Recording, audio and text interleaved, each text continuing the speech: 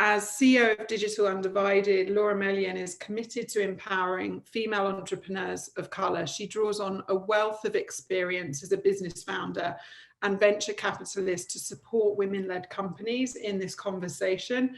And she'll assess the state of diversity and inclusion in the investment and business communities and share what it takes to reach professional parity. Lauren would love to say hi. Great to see you. Thanks for being here. How are you, Juliet? Great, thank you. And it's nice to see you on the screen. Yes, it's a pleasure. It's a pleasure. I hope that everyone can see and hear me well.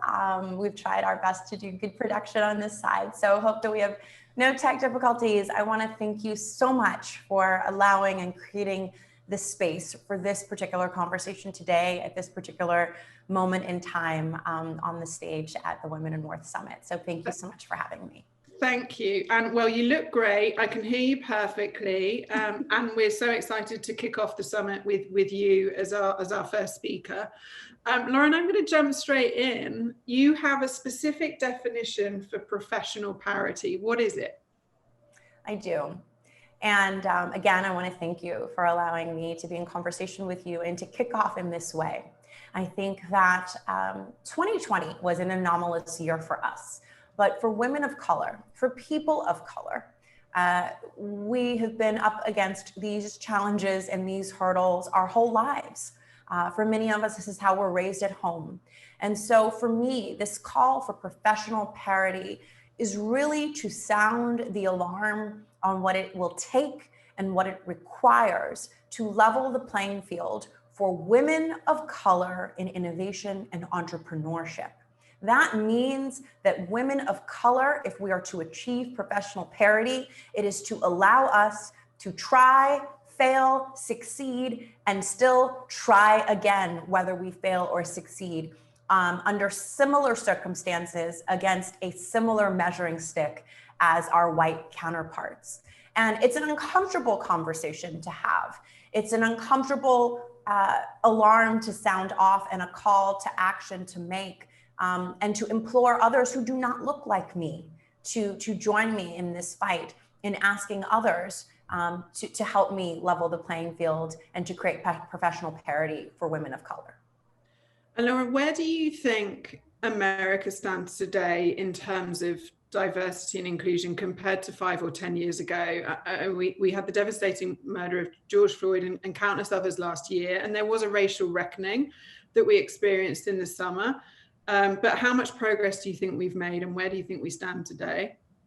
We've not made enough progress, right? If I'm having to, we're in 2021, right? We are a far cry from when I grew up in the 80s. We are a far cry from, I know, the change and the progress that my parents and my grandparents thought was on the horizon in their day. I look back at when, I'm a 3-time entrepreneur, many times over investor advisor in this space. I've grown up in this ecosystem of the women's empowerment movement before it was a movement, in the world of inclusion for women in business before that was a call to action in and of itself. Digital Undivided as an organization is an organization that I was introduced to nearly 10 years ago when I started writing checks as an investor and an angel in the space.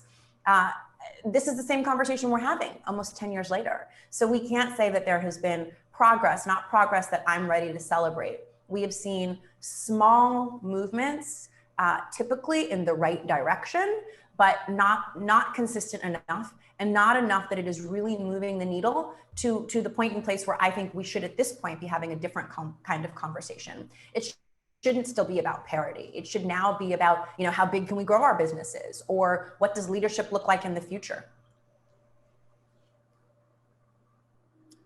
Ooh, let's see, hold on one second here. I think unfortunately here we go. I'm back on regular camera. I'm sorry. We had fancy setup for you with professional cameras so that we could get 4K, but with our webinar setup, I think our camera was waiting a little bit too long, and now it's It's all good. I can see you again now.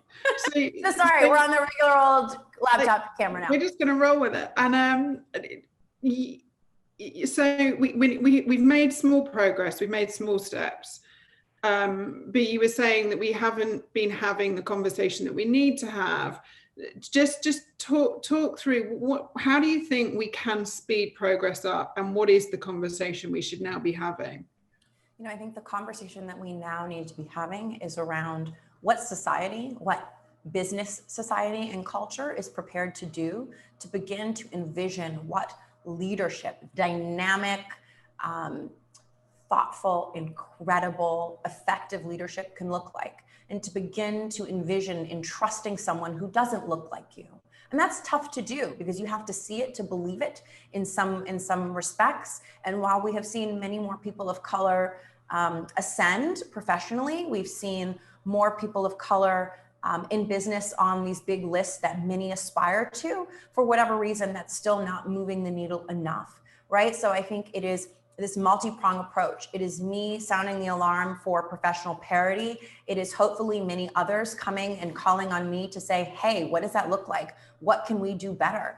Juliet, I will tell you that in my work as CEO of Digital Undivided, as long as I've also been in the industry and well known as a brand strategist and a marketer, what I think has been the most troubling sign of what still lies ahead in terms of the work required is the amount of organizations and companies, brands that we know, that we love, that we shop, that we might follow on social media, who are making certain public statements that they're not actually supporting with internal action, right?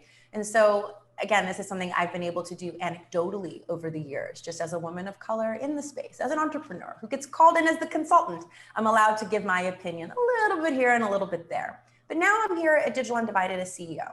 Right? And for whatever reason, higher powers put me into this role on June 1st of 2020 in the middle of a racial reckoning and a pandemic, after I had served as chair of our board for several years before that. So I'm speaking from a place of experience, I'm speaking from a place of knowledge, and I'm speaking from a place of actively in the last 9 months, 10 months now that we're in March, been in this role as CEO, seeing where I think we can be helpful to companies that say they want to do something different or better, and seeing how many of them don't actually welcome even an initial conversation, which proves to me that there's no sincerity there.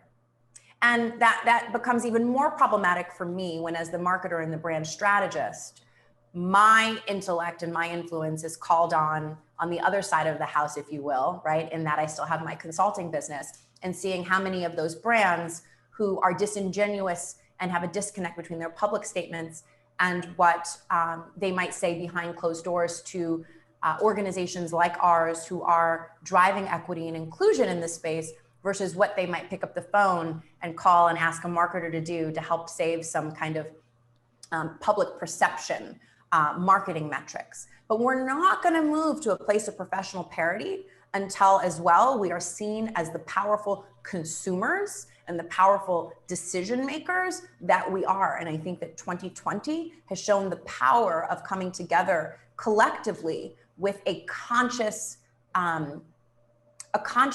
decision to want to solve a problem. And instead of being able to always sound the alarm, I recognize that most people of color can't sound the alarm on professional parity or on anything, right? Because they don't have the platform to do it. So again, I thank you for sharing your stage with me. But what does that mean? That means that in the everyday life, most people are taking inaction as a way to show their action, which is where you see people saying, don't shop, don't do, show your power in other ways. And now with me making this call for professional parity, I am hoping that we will send the same kind of signal to corporate innovation, to the billion-dollar unicorn tech startups, that unless and until you have women of color at your tables, whether that be to acquire their companies, whether that be to hire them, whether that be to believe in them, that you will also see and feel the impacts and the effects of not being inclusive. It's such an important and powerful message you're sharing, and it ties so well to the theme of this summit, which is actions speak louder than words. And that was really thinking about through the reckoning of last year, there were so many businesses and brands that came out and made statements. But to your point, who is walking the walk, and how do we ensure that action is actually happening? And we're also doing a session tomorrow on how to vote with your wallet, which I think speaks to a lot of what you're sharing now. Lauren, I want to talk about funding and who gets funding. You were the first Black woman to start an early stage venture capital fund. What disparities are we still seeing in terms of who gets funding? What progress are we seeing? What can we do there? Again, we're not seeing enough progress. But before I can even talk about investing, let me take it a step back for a second, which is to talk about what we think is investable. Let's start there. Right? So again, when I'm making the call for professional parity, it's not just see us. Clearly we're seen. Now it's not just value us. It's also give us some power, give us some control, show us, demonstrate that you trust us, right? You trust us to purchase your products. You trust us to help share your products in mainstream media, pop culture, music, in the fabrics of what makes people of color so unique, so valuable, so powerful. Show us that you appreciate us, see us, and understand us in all of the other ways that we can be helpful in moving bottom lines, in driving revenue, in creating business. And so before I can even talk to what I'm seeing in the funding landscape, we still are having the conversation around rethinking what a billion-dollar unicorn founder can look like. I don't see any woman of color being able to start a business, whether it is a lifestyle company, whether it's an athleisure brand, whether it's a superfood, whether it's something fun, trendy, an app, what have you, a social network, a co-working space. None of these ideas get to be birthed by women of color and fail, and even have the moment to catch our breath, to try, to pivot, to come up with a better solution to move forward in the ways that our non-minority counterparts are. We give our non-minority counterparts room and freedom to sit with money on their cap table, in their bank accounts, with a room full of advisors, brainstorming for 4 to 6 months on the way to come back to market, better, stronger, how to pivot in the pandemic. Show me a woman of color that's been able to have that same opportunity with all of those same pieces of the puzzle working for her in the same way, concurrently.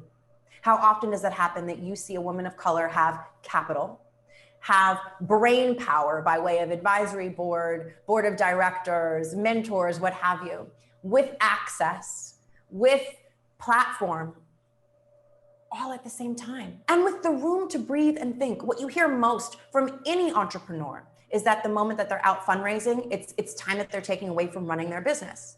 So explain to me why, even though the fail rate of women of color is 27%, well below the 42% average of our non-minority counterparts in the VC ecosystem, why we're still even selling ourselves on why we need room to breathe in order to execute, when clearly we've got the room to breathe enough to fundraise and build business at the same time. But you want us to go to more meetings to raise less dollars and then question why we haven't gotten as far as someone else who was able to raise multiples of the same funding in a fraction of the time, with a comprehensive sounding board around them to help guide where their dollars and their mind power goes in a day.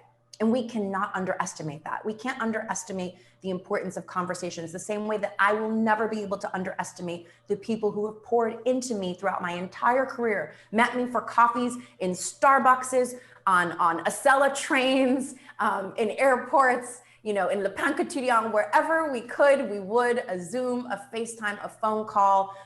I remember even writing my book, The Path Redefined, a best-selling business book for women. The subtitle is intentional for me, and that was 7 years ago. I wrote a book with the subtitle, Getting to the Top on Your Own Terms. Most women of color don't have that. That's a luxury to be even to say that you can, or you want to, or you intend to get to the top on your own terms, because who's gonna help you get there? And in order for us to ask that question, Juliet, we have to be really honest and say, who wants to see us there? Who wants to see women of color there? And you're only gonna know by those who offer to help you with their time, their talent, and their treasure. There are many forms of capital that need to be poured into all of us in order to succeed. But if we take that context as a starting point and move the conversation forward to what we see in investing, what I see in investing is a lot of women of color who might be in a similar situation like myself. You know, I think the story of my life and my career is that I started so many things early, and I can sit back, I can chuckle at them, I can get frustrated at them sometimes, in that I know the solution to this problem. And I'm frustrated and annoyed, though I sit with a smile on my face that it's like I'm a broken record. You know, 10 years later, I have an 11-year-old daughter and a 13-year-old son. I've been saying these things since they were born. There's something wrong with that to me. And there's also something wrong with the fact that I am one of few women of color in my position, whether that be the success I've had in my own business, whether that be the people that are in my own personal network, the phone calls that I'm able to make, or even the phone calls that I receive. But we need to see more of that in order to see professional parity for women of color. And I don't think it's until we see that consistently and we can move to that place where we are going to see people saying, oh, we really need to switch up how we invest. That is why I'm making this call for professional parity, because unless you start putting your money where your mouth is, right? And I can take that and kind of double entendre, right? We see folks taking their money to buy the music and let the music spit out of their mouth, right? And saying the lyrics and bopping in their car.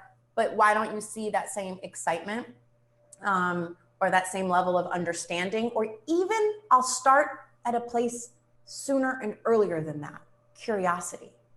Even if we go back to culture and what moves culture with people of color, it's curiosity.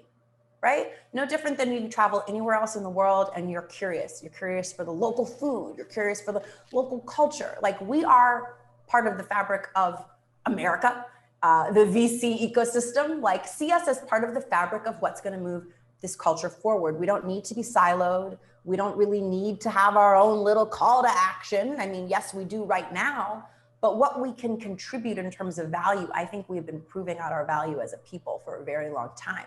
Now it's like, let's move that from this place over here into the halls of corporate America and to the cap tables of the VC and Sand Hill Road and Wall Street and, you know, Silicon Beach and all the other areas that exist. Because what I end up seeing are women like myself that have, you know, some power, right? Some power, some influence, some capital, some financial capital. And they say, look, okay, I got a mustard seed, right? Like, we talk about turning lemons, lemons into lemonade. Let's go back to mustard seeds. Like, I can take it back to my grandparents, right? You start with a mustard seed of something.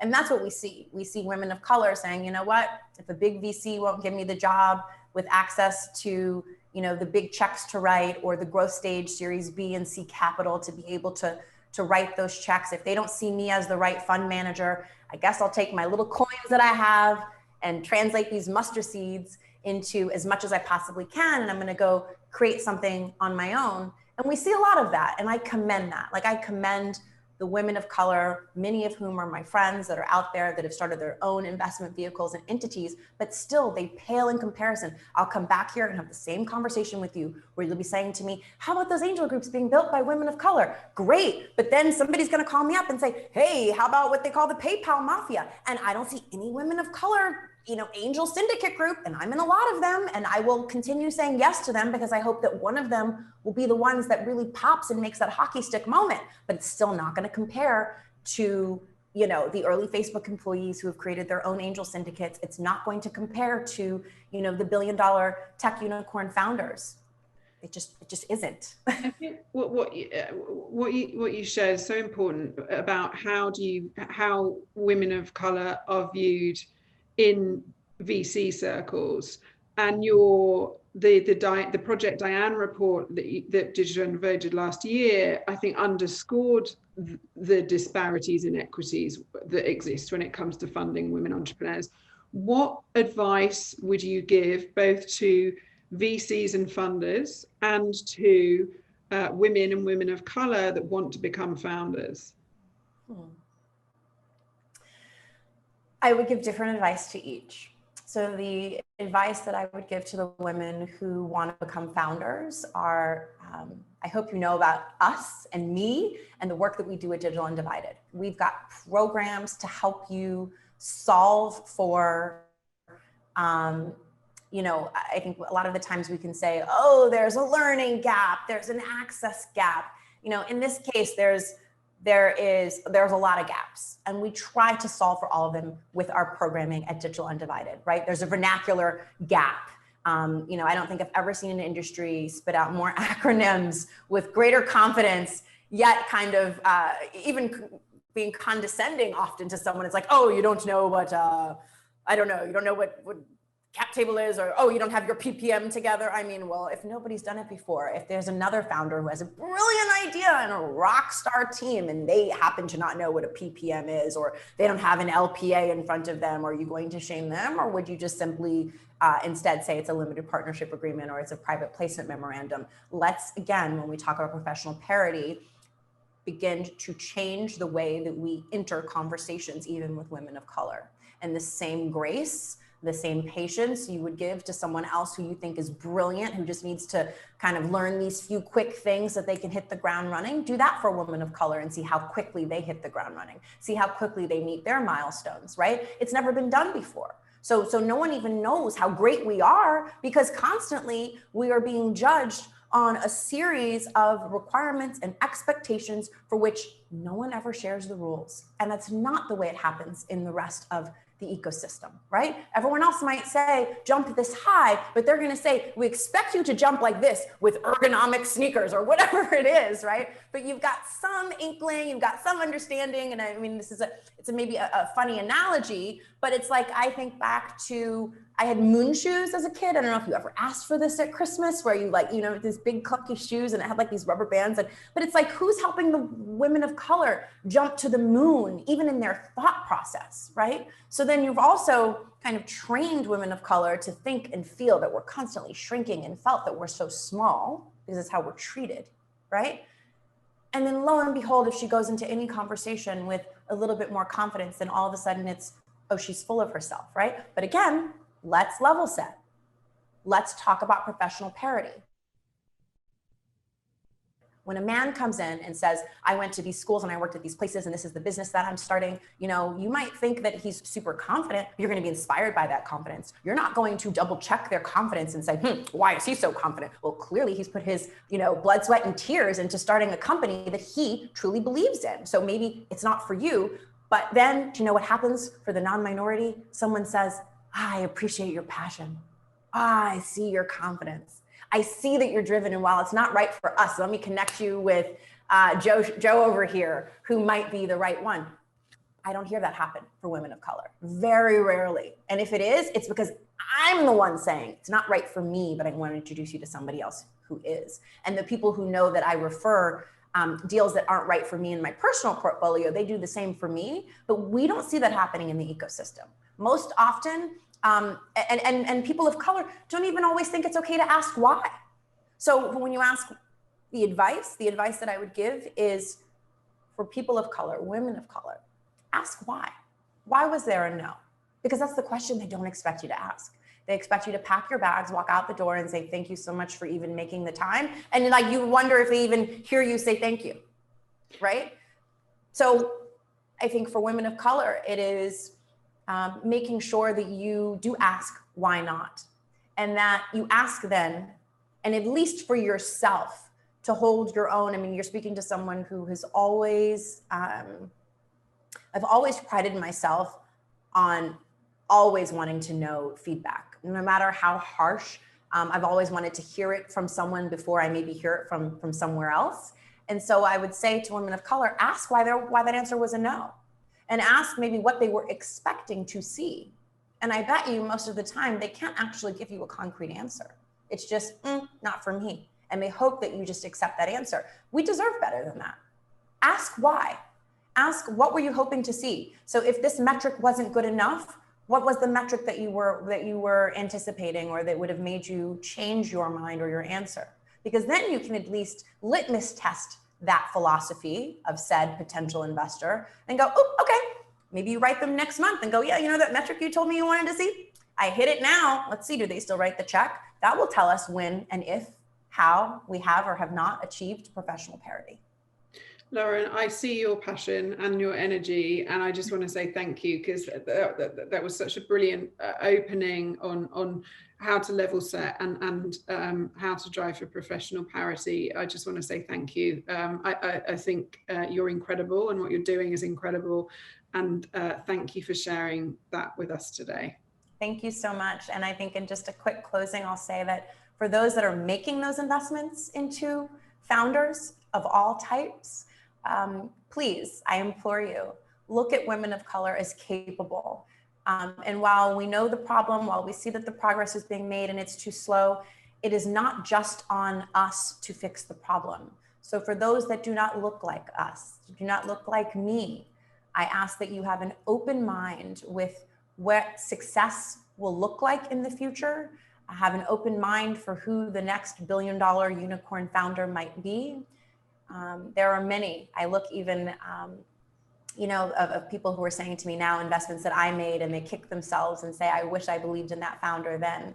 So don't leave yourself behind simply because it's an area that you don't understand, and be open to answering the questions that might be asked, and prepare to ask your questions as well, because I think that there's a learning opportunity on both sides that will help us get to professional parity together. Thank you so much for having me. Thank you, Lauren. Speak to you soon. Thank you so much. Bye-bye.